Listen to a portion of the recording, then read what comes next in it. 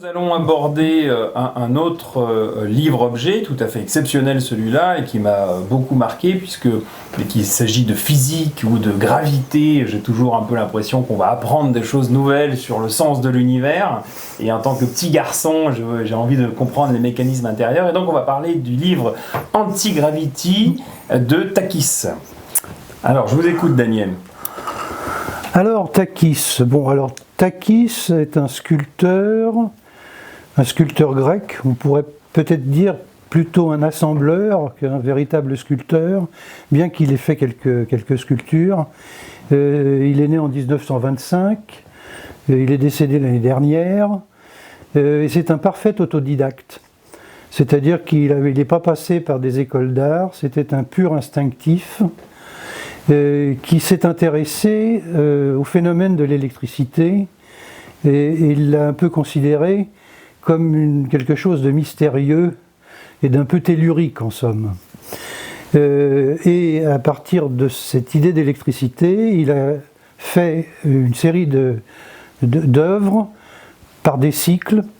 Il y a eu le cycle des sculptures qui étaient des sculptures sonores, qui étaient des sculptures sur lesquelles il lançait des électroaimants sur des chaudrons ou sur des poutres et qui provoquaient une musique aléatoire.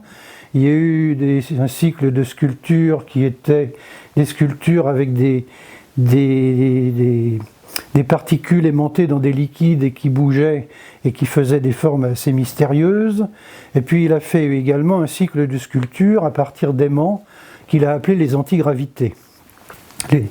D'où le titre du livre, Anti-Gravity Book. Donc j'ai rencontré Takis, son œuvre me plaisait. On peut dire que contrairement aux autres artistes avec lesquels j'ai travaillé, Takis, lui, on peut le classer dans un mouvement qui serait le mouvement de l'art cinétique. Et en réalité, c'était un mouvement qui ne m'intéressait pas beaucoup a priori, parce que je trouvais que la plupart des artistes rentraient dans un système qu'ils déclinaient un peu à l'infini et dont ils faisaient un peu un petit business. Et j'ai trouvé que Takis, lui, se renouvelait constamment, cherchait constamment, et qu'il y avait une sincérité et une profondeur que je ne retrouvais pas chez les autres artistes de l'art cinétique. Bien entendu, c'est une opinion tout à fait personnelle. Il y a quand même de très belles œuvres chez d'autres artistes, mais enfin, c'est Takis qui m'a le plus intéressé.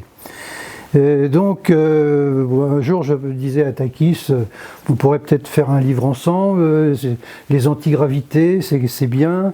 Il avait fait une espèce d'événement à la gare Montparnasse où il avait traversé la rue avec un aimant énorme, un électroaimant, et puis une espèce de boule métallique qui traversait, etc. Ça avait fait un petit peu le buzz dans le petit cercle de Paris. Et je lui dis, on pourrait peut-être faire quelque chose sur les antigravités. Il m'a dit, bien sûr, Daniel, etc. Et à ce moment-là, il m'a dit, tiens, t'as qu'à prendre ça, et puis on va faire un livre là-dessus. Et il m'a donné un aimant qui faisait 3 cm d'épaisseur et qui pesait 500 grammes. Et il m'a dit, écoute, propose quelque chose, etc., etc. Alors j'ai tourné l'aimant et je n'avais pas envie de faire un livre qui soit trop lourd ou trop massif en somme.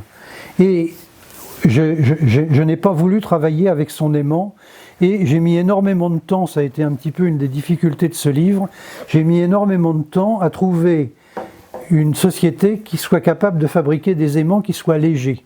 Et là, c'est un aimant en plastique, dans une espèce de résine, qui est extrêmement léger, mais la recherche de cet aimant que je trouvais plus tactile pour un livre, ce qui me plaît dans tous les livres, c'est le côté tactile, le côté touché, il faut que ce soit agréable, et un gros aimant métallique, je trouve que le toucher n'est pas très agréable. Donc voilà, ça a été un petit peu l'enjeu technique de ce livre. Alors ensuite, le principe de ce livre, c'est... Excusez-moi, alors, il y a ici un pôle positif et un pôle négatif, donc des fils qui partent de ces deux pôles et qui traversent le livre. D'accord. Ils traversent le livre, ensuite Donc, il traverse. Là, on est à la fin du livre qui est en fait le début, c'est ça? Voilà, là c'est le début. Ça c'est la gare Montparnasse avec cette fameuse boule qui traverse, qui est ici avec son aimant. Ça c'est gigantesque, hein, ça. Ça fait 2 mètres, ça. Et du coup, la boule, elle était la boule, elle était attirée par l'aimant et elle traversait la rue. Le fil traversait la rue. Ah ouais. Ah oui, c'était très... Donc voilà, spectaculaire. Voilà encore des aimants. Et alors ici, comme vous voyez, il y a des trous et les fils ressortent de l'autre côté du livre. Ils ressortent de l'autre côté du livre. Et en fait, on a la continuité. Et ils arrivent à l'aimant et à la boule que Takis a dessiné pour le livre. D'accord. Ok.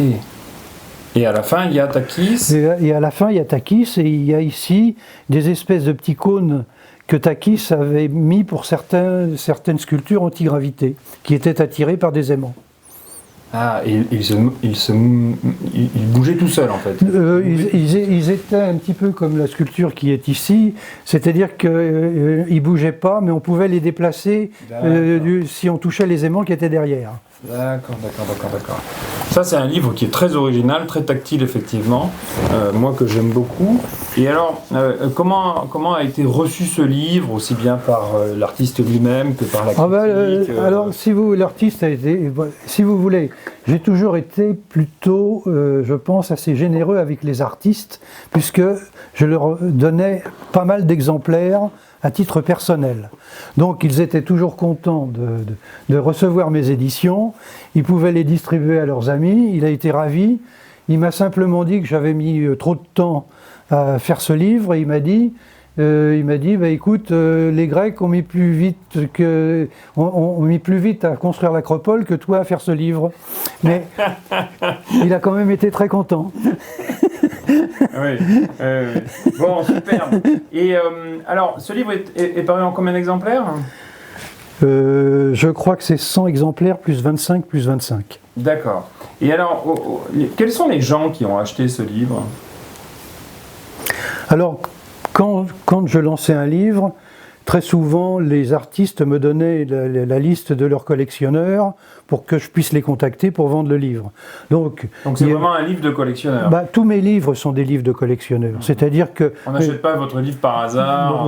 Rarement. Enfin d'abord parce que j'ai jamais eu un vrai système de distribution. Oui, c'est assez opaque, hein, pour les découvrir, il faut... Voilà, oui, c'est opaque. Ce qui est bien, c'est ce qui est rare. On a un livre qui est quand même fait avec talent, qui est fait avec un artiste reconnu, qui est mort l'année dernière, et qui, j'espère, satisfera beaucoup de gens et beaucoup de collectionneurs notamment, enfin beaucoup pas tant, puisque il n'en reste quasiment plus sur le marché, pour le coup, chez Montaigne Auctions, nous sommes les derniers à en avoir. Bon, bah merci Daniel.